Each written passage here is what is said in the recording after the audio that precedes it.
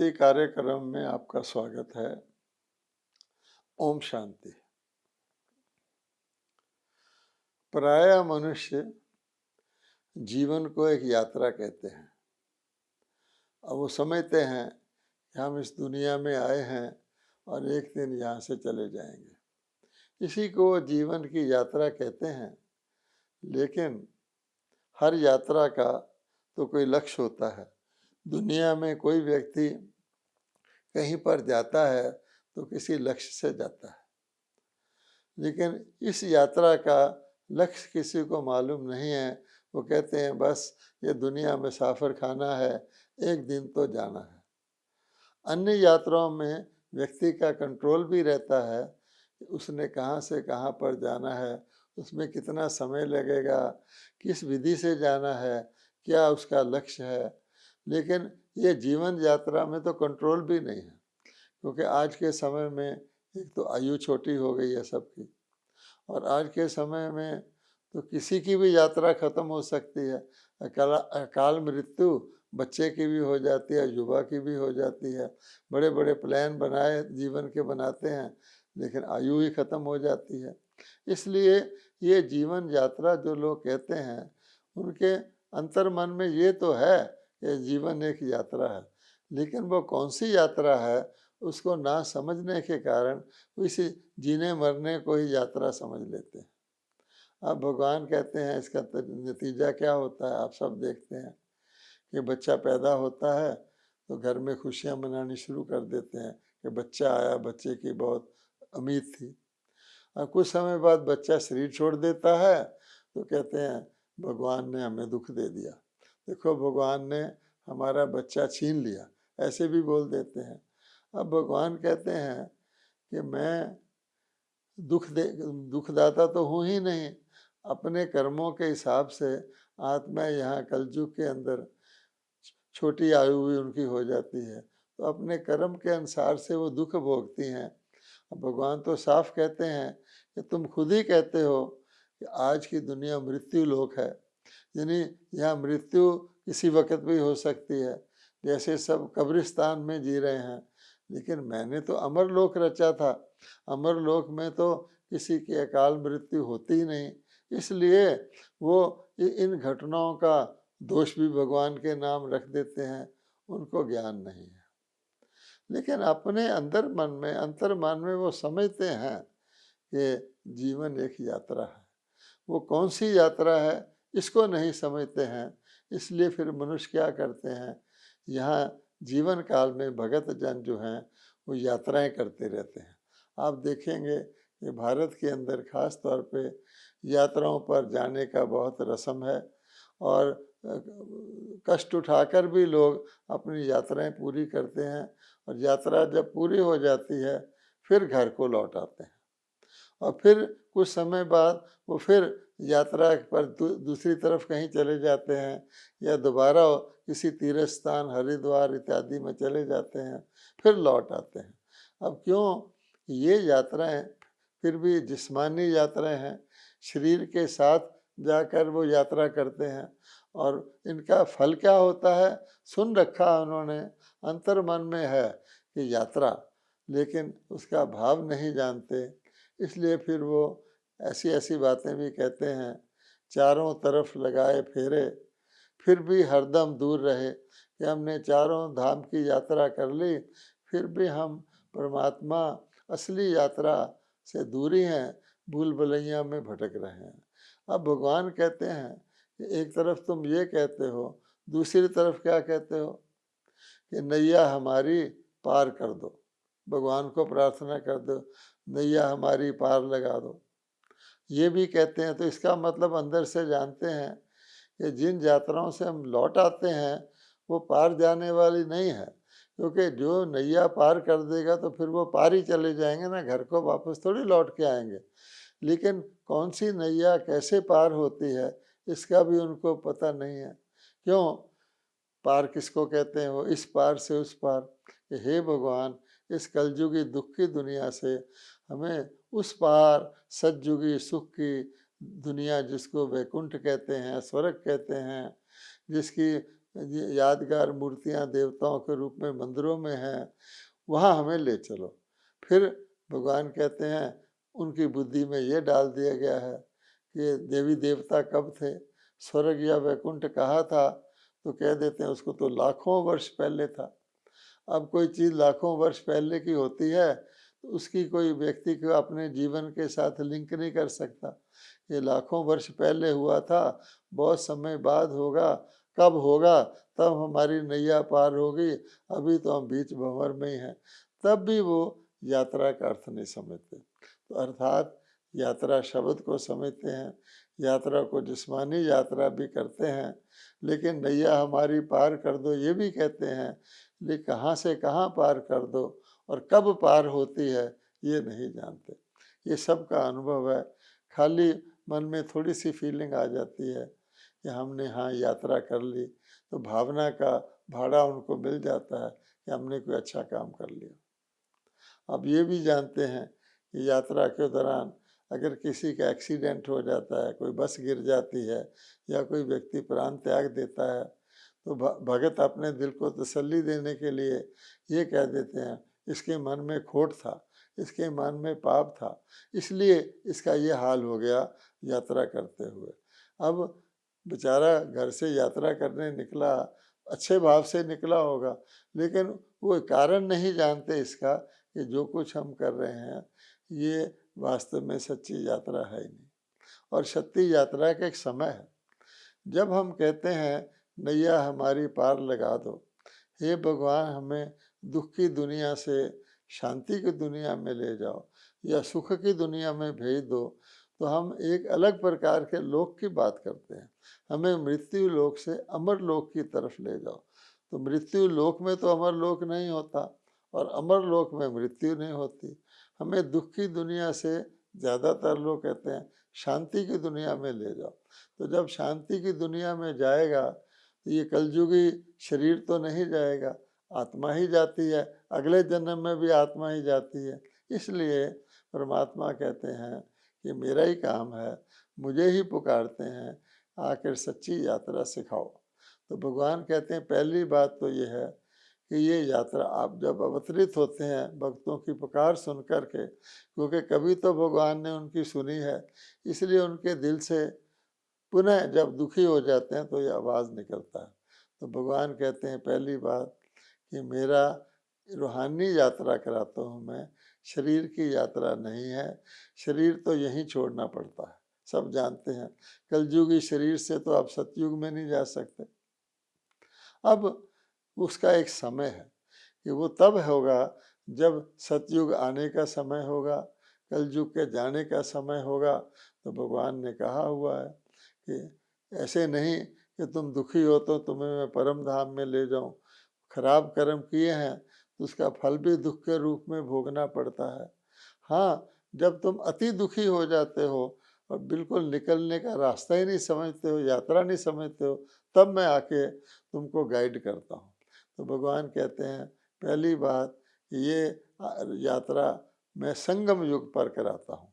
संगम मशहूर है, लेकिन मनुष्यों ने संगम भी नदियों का बना लिया है कि काले पानी और सफ़ेद पानी की नदियाँ जब इलाहाबाद में मिलती हैं उसको संगम कह दिया है और उसमें स्नान भी शरीरों को कराते हैं। तो भगवान कहते हैं संगम एक काल है, यानी 4 युगों में जब सतयुग से नई दुनिया से यात्रा शुरू होती है आत्मा की, पुनर्जन्म लेते लेते लेते लेते पहले सुख के जन्म लेती है देवताओं के रूप में अमर लोक में, फिर दुख के जन्म शुरू हो जाते हैं। फिर जब कलयुग अंत में अति दुख हो जाता है तो कलयुग अंत के बाद ही सतयुग का आद होता है। ये बात सबको सोच समझ लेनी चाहिए कि भगवान सतयुग में कोई पार ले जाने की यात्रा नहीं करवाते, वहाँ तो वो आए हैं। इसलिए भगवान कहते हैं पहले मैं संगम युग में अवतरित होता हूँ, मैं परम आत्मा हूँ। तो मैं जानता हूँ कि मेरे बच्चे आत्माओं को ही ये यात्रा करनी है, इसलिए उसको कहा जाता है रूहानी यात्रा। अब वो रूहानी यात्रा भगवान कैसे कराते हैं? तो भगवान कहते हैं इसका सबसे समझ आसान तरीका ये है, उसको कहा जाता है याद की यात्रा। यानी आत्मा को उसका ज्ञान दे करके अपना ज्ञान दे करके परमात्मा आत्मा को परमात्मा को आत्मा द्वारा परमात्मा को स्नेह युक्त याद करना, इसको कहा जाता है याद की यात्रा। इसका पर्पस क्या होता है कि हे आत्माएं, तुम पतित हो पावन हो करके तुम मेरे पास परम धाम में या शांति धाम में आ जाओगी। उसके बाद पवित्रता के आधार पर मैं तुम्हें नीचे फिर सतयुग में और सुख धाम में भेज दूंगा। इसलिए इसको याद की यात्रा कहा जाता है। और ये ले जाने के लिए है। और ये यात्रा मतलब है कि ऐसे नहीं कि करके वो घर को कोई वापस आ जाता है। ये आत्मा को ये यात्रा आत्मा को ही करनी है और लगातार करनी है इस शरीर में रह करके, ताकि मैं इस यात्रा करते करते मैं सचमुच उस पार पहुंच जाऊं। अब भगवान कहते हैं कि क्यों यात्रा करते हैं? ये जाना है। इस यात्रा का आत्मा को परमात्मा की याद की यात्रा का पर्पस क्या है कि आत्मा को वापस आत्माओं के घर परम धाम या परलोक जाना है। और हम आरती में गाते भी थे, पार ब्रह्म परमेश्वर तुम सबके स्वामी। वो पार ब्रह्म ले जाने का तरीका बताते हैं। और इसकी याद की यात्रा से ही क्या होता है कि आत्माओं ने जो जन्म जन्मांतर में पाप कर्म किए हैं, यथार्थ कर्म किए हैं, विकर्म किए हैं, जिसके कारण उनको दुख भोगना पड़ रहा है, तो इस याद की यात्रा से आत्मा पावन बनती है, उसके पाप भस्म होते हैं, तभी वो मंजिल पर जाने के लिए लायक बनती है। और अर्थात कलयुग में तमो प्रधान जन्म जो आत्मा ले रही है पुनर्जन्म, उससे सतो प्रधान यहीं पर बनना है। तो जब आत्मा सतो प्रधान बन जाएगी तब भी उस पावन शांति जो सुखमयी शांति है परलोक में, वहाँ जिसमें वो मुक्ति धाम कहते हैं, शांति में जाना कहते हैं, परलोक सुधारना कहते हैं, वो कर पड़ेंगे। अब भगवान कहते हैं मैं आता किस लिए हूँ? भगवान लेने तो आता है, लेकिन भगवान कहते हैं मैं पावन बनाने आता हूँ। हम कहते भी हैं पतित पावन, क्योंकि आत्मा शुरू में परलोक से पावन रूप में ही, पवित्र रूप में ही आई थी, लेकिन यहाँ आकर के पुनर्जन्म लेते लेते वो पतित बन गई है, यानी अब मृत्यु लोक में आ गई है। इसलिए भगवान कहते हैं मुझे पतित पावन कहते हैं। तो जब मैं आकर के यात्रा सिखाता हूँ, इस मृत्यु लोक में फिर लौटकर आत्मा नहीं आती। ये यात्रा ऐसी है कि जब फाइनली पहले इसका अभ्यास करते रहते हैं, लेकिन जब योग्य बन के परम धाम चले जाते हैं तो लौट के नहीं आते। अन्य जितनी शारीरिक यात्राएं हैं उसमें लौट करके फिर अपने घर आ जाते हैं। इसलिए क्योंकि इसके लिए हमें क्या करना होगा? एक तो परमात्मा को याद करना है, आत्मा को, ताकि उसमें शक्ति आए, उसके विकर्म विनाश हो, और साथ साथ उसके अंदर सद्गुण भी धारण हो, अवगुणों की जगह दैवी ईश्वरी शक्तियाँ भी धारण हो, जो सुखदायी शक्तियाँ हैं। धैर्यता की शक्ति है, मधुरता की शक्ति है, नम्रता की शक्ति है, जो आज मनुष्यों में है ही नहीं। इसलिए भगवान कहते हैं ये भी मैं धारण कराता हूँ। इसलिए याद में परमात्मा को भी याद करना है और अपने उस शांति धाम परलोक को भी याद करना है, मुक्ति धाम को, क्योंकि वहाँ हमारे जाना है। तो यात्रा की मंजिल हो जाती है परम धाम। और उसके भगवान कहते हैं उसके बाद वहाँ से परमात्मा हमको सतयुग की नई दुनिया सुख धाम में भेजते हैं, तो उसको भी याद करना है। तो ये रूहानी याद की यात्रा जो है, इसमें हमें शांति धाम में रहने वाले परमपिता परमात्मा और सुख धाम, इन तीनों चीज़ों को याद कहते हैं। पर आजकल के मनुष्य क्योंकि देह अभिमानी हो गए हैं, तो भगवान की जब कहता है कि यात्रा करो, निरंतर करो, तो कहते हैं बाबा हम आपको भूल जाते हैं। तो भगवान कहते हैं कि शारीरिक रूप से तो जानवर भी अपने पिता को नहीं भूलते, आप मुझ परम पिता को क्यों भूलते हो, जबकि मुझे कहते हो ले चलो पार लगा दो। तो भगवान कहते हैं इसका कारण यही है कि शारीरिक पिता तो शरीरधारी होते हैं, लेकिन मैं आत्माओं का परम पिता परम आत्मा हूँ। तो अपने को जब आत्मा नहीं समझेंगे तब वो देह अभिमान में आएंगे, तो निराकार परमात्मा की याद होगी नहीं, भूल जाएगी, शारीरिक वस्तुएं याद आएंगी। तो इसलिए भगवान कहते हैं एक बार आके जब मैं अपने बच्चों को याद की यात्रा या रूहानी यात्रा सिखा देता हूँ, तो ऐसे बच्चों का लंगर, जिसको पांडव कहा गया है, ब्राह्मण कहा गया है, ब्रह्मा कुमार कुमारी कहा गया है, उसका लंगर इस पुरानी दुनिया से उठ जाता है। जैसे शिप का भी एक लंगर होता है, एंकर, तो वो लंगर उठने से अब वो तैरने के लिए तैयार हो जाते हैं, उनका पुरानी दुनिया से कोई नाता नहीं रहता, अर्थात पिछले किनारे से वो नाता नहीं रहता। यहाँ रहते हैं लेकिन यहाँ से उपराम वृत्ति रख करके उनकी रूहानी यात्रा शुरू होती है। तो रूहानी यात्रा मैंने जिस्म, शरीर और शारीरिक दुनिया, शारीरिक संबंध, शारीरिक वस्तुओं से बुद्धि के द्वारा लंगर उठा करके चलना। अब भगवान कहते हैं ये यात्रा आपको निरंतर करनी है। शारीरिक यात्राएं तो साल में 1-2 बार कर लेते हैं, फिर वापस आ जाते हैं।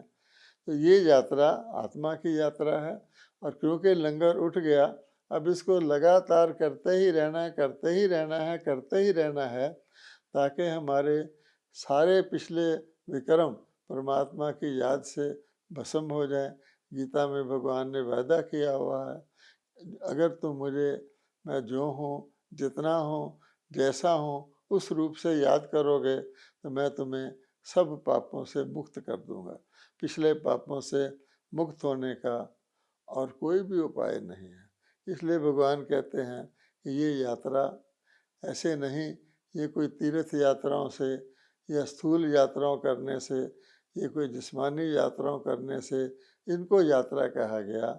ये तो यात्रा आत्मा परमात्मा को याद करके याद की यात्रा करती है, और उसके बाद फिर वो अपने घर चली जाती है जब कर्मातीत हो जाती है, अर्थात सारे के सारे उसके विक्रम एक और विनाश हो जाते हैं, और उसके साथ साथ उसके अंदर गुणों की धारणा हो जाती है, दैवी गुणों की धारणा, जिसको कहा जाता है देवता सर्वगुण संपन्न थे। इसलिए ये जो धारणा होती है, इसमें आप देखेंगे कि धीरे धीरे जो देवी देवता थे, आप जानते हैं उनके शरीर भी पूजे जाते हैं। दुनिया के अंदर अन्य जितने भी हैं उनके शरीरों की पूजा नहीं होती है, लेकिन देवी देवताओं की शरीर सहित पूजा होती है। उनको अपने आप को भगत लोग पतित कहते हैं, उनको पावन कहते हैं, उनको पूज्य कहते हैं। तो वास्तव में क्यों होती है? क्योंकि परमात्मा जो सज्जों की सृष्टि रखते हैं, उसमें प्रकृति के पांचों तत्व भी पावन होते हैं, सतो प्रधान होते हैं। उनसे जो काया बनती है वो कंचन काया बनती है, और देवताओं की कभी भी अकाल मृत्यु नहीं होती। उनकी दुनिया को इसलिए अमर लोक कहा जाता है। हर एक देवता अपनी पूरी आयु 150 वर्ष की भोग कर ही शरीर त्यागते हैं, तो उनको ना तो कभी शरीर में दुख होता है, ना चोला बदलते समय, ना शरीर चेंज करते समय होता है। जैसे कोई सोए और आँख खोले दूसरी जगह जाग जाता है, इसी प्रकार से एक चोले से आत्मा शरीर निकलती है और दूसरे में चली जाती है। तो ऐसे देवी देवताओं की कंचन काया की दुनिया भगवान ने बनाई। बहुत काल तक, 2 युगों तक उसकी प्रारब्ध चलती रहती है। देवी देवताओं का लोक होता है, उसमें भारत ही विश्व होता है। भारत के जो देवी देवता महारानी महाराजा चक्रवर्ती, वो विश्व महाराजन होते हैं।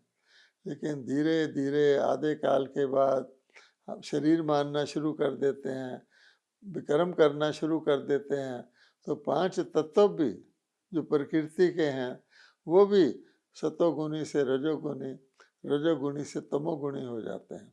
उनमें भी सार या सत्ता नहीं रहती है, किसी भी चीज़ में सार या सत्ता नहीं रहती है। इसलिए जब तमोगुण प्रधान हो जाता है, उससे भगवान कहते हैं मैं आके ये यात्रा सिखाता हूँ। अब अगर ऐसा है तो सोचने की बात है।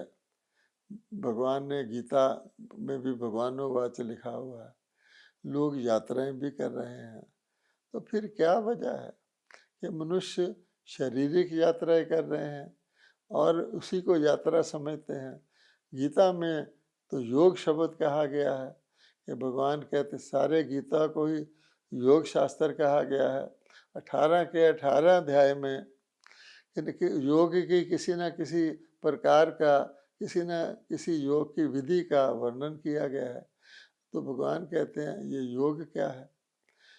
तो मनुष्य योग शब्द समझ करके समझ नहीं पाते कि योग का मतलब वास्तव में यात्रा है, क्योंकि जब योग कहते हैं तो यात्रा दिमाग में नहीं आती। वो योग को फिर क्या समझ लेते हैं, कई तो सन्यासी लोग उसको हठ योग के रूप में करते हैं। भगवत गीता में कहीं भी नहीं लिखा हुआ, सारे के सारे 18 अध्याय में, कि तुम शारीरिक आसन करो, इसका नाम योग है। तो जैसे कलयुग में हर चीज़ का है नाम रख दिया है, लेकिन उसका भाव और उसका रूप चेंज कर दिया है। तो आज भगवत गीता पढ़ करके सन्यासी लोग योगासन सिखाते हैं। गीता में तो ज्ञान योग, कर्म योग, भक्ति योग, संन्यास योग का जिक्र है। उसका भाव ये है, ज्ञान योग, योग के लिए ज्ञान होना चाहिए, ये तो नहीं कि आसन लगाना है। अच्छा, भक्ति योग, योग के लिए भावना होनी चाहिए, पूरा डिवोशन होना चाहिए। ऐसा तो नहीं कोई आसन लगाने में वो यात्रा होती है। कर्म योग अर्थात आपको अपना कर्म करते हुए मन को लगाना है। तो हठ योग में तो आप बैठेंगे तो कर्म दूसरा कर नहीं सकते हैं। संन्यास योग, इसका संन्यास मैंने छोड़ना, योग मैंने जोड़ना। तो भगवान कहते हैं डिसिप्लिन के लिए खराब चीज़ों को छोड़ना है, बुरे संग को छोड़ना है, बुरे अन्न को छोड़ना है, व्यसनों को छोड़ना है। उसकी बजाय वो संन्यास घर का कर लेते हैं।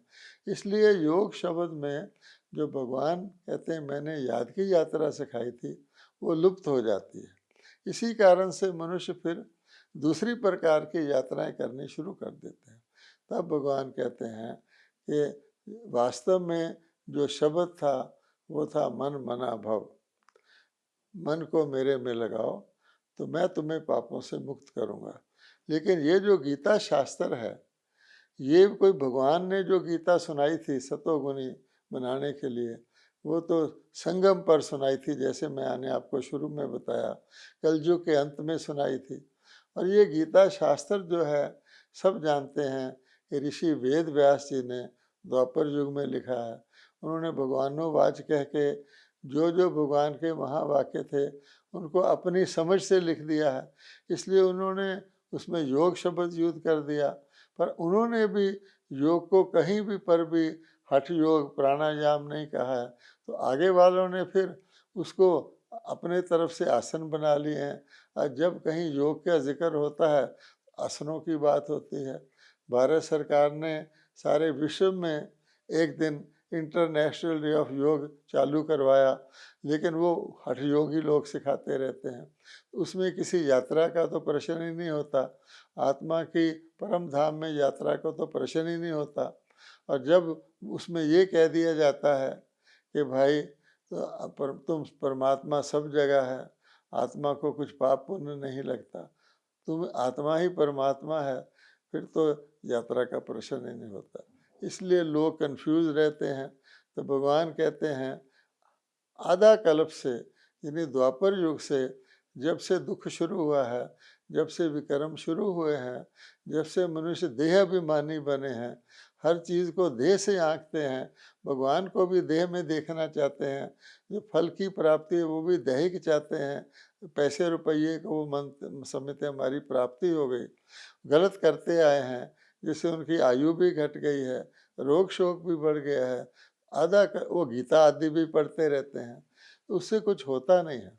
फिर भगवान कहते हैं द्वापर से कलयुग के अंत तक हम मनुष्य मतों पर चलते हैं, चाहे वो ऋषि मुनि हैं, चाहे वो विद्वान हैं, पर उसका फल भी हम देखते हैं कि मनुष्य मतों का फल क्या है, हमें अशांति, दुख, हमारे को अज्ञान बढ़ता जाता है।